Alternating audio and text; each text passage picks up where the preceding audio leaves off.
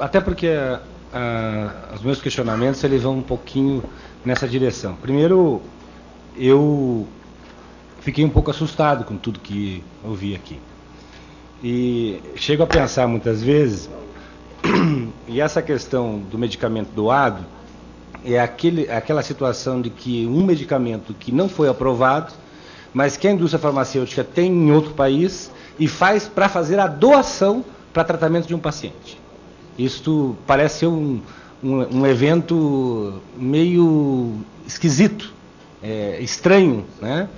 Que no final das contas, se a empresa aceitar todos os riscos, né, ou passar por todos os procedimentos, é aprovada aquela medicação para ser usada para determinado paciente, porque foi doado. Eu faço essa colocação porque eu fiquei um pouco assustado. Fico pensando em pedir para o doutor Euvânio, doutor Paulo, que parem de fazer pesquisa.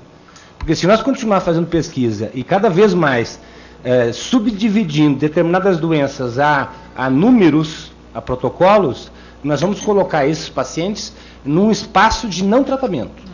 Me parece ser isto.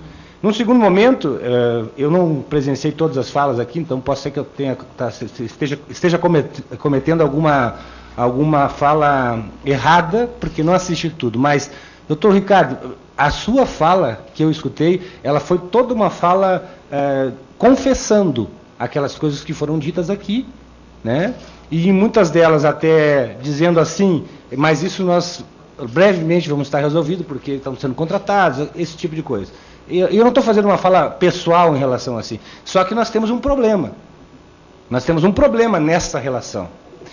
Porque a Anvisa, ela tem que ser uma autarquia independente. Ter a independência para não fazer o papel de proteção de políticas de governo especificamente, né? Ou seja, estar vinculado a um orçamento e ficar dependente dessa forma, tá? Como também não fazer um papel acima de proteger a indústria farmacêutica nesta nuvem que existe, colocada muitas vezes como forma falaciosa, de que a indústria do medicamento ela está interessada apenas no lucro e não neste processo todo da cura do paciente, que é o nosso objetivo e de todos que estão aqui. Ninguém aqui, por mais que exerça a sua atividade, vai publicamente se colocar contra o paciente em si. Eu digo isso porque, na sua fala, doutor Ricardo, o senhor acusou a indústria farmacêutica, e essa já é uma minha primeira pergunta, de apresentar protocolos diferentes aqui no Brasil, tá, para aprovação de medicamentos para atendimentos semelhantes em outros países. Aquilo que foi dito aqui, muitos dos medicamentos já estão aprovados em outros lugares. Então, esse problema, se acontece, nós temos que tentar ir lá para resolver isso. O que nós não podemos ter é essa situação de que parece que as coisas não andam aqui e na outra ponta quem sofre é o paciente. Eu digo isso porque me preocupa quando vejo aqui, na aprovação do medicamento, que com todos os passos tem que passar, tem duas situações ali. Uma é a Anvisa e a outra a saúde suplementar. Eu pergunto, hoje nós sabemos que na área do câncer, mais de 80% dos pacientes só tem a saúde pública como o problema disso aqui. Outra, se existe um único medicamento que está liberado para ser fornecido de forma privada, mas o público não entrega esse medicamento, então nós estamos diante de um crime. Nós estamos diante de um crime. E se isso está acontecendo, é a pergunta que eu deixo para a mesa.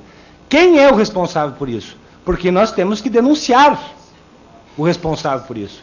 Se existe um medicamento neste país que é destinado apenas à medicina privada, que é a minoria desse país, tá? Ou seja, para a medicina privada está autorizado, mas para a medicina pública, eu estou falando medicina como saúde pública, ela está proibida, e isso, na minha opinião, fere até a Constituição e é um crime.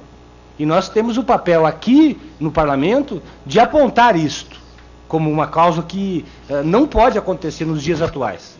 Então, a minha fala, deixando essas duas perguntas, ela é um pouco pessimista, sim.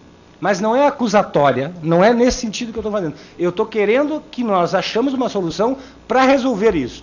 Porque eu não posso ter o medicamento negado para comercialização no país, mas ser dada a autorização, mesmo que temos que passar por todas as etapas, para ser fornecido de graça para o paciente, para ser doado ao paciente.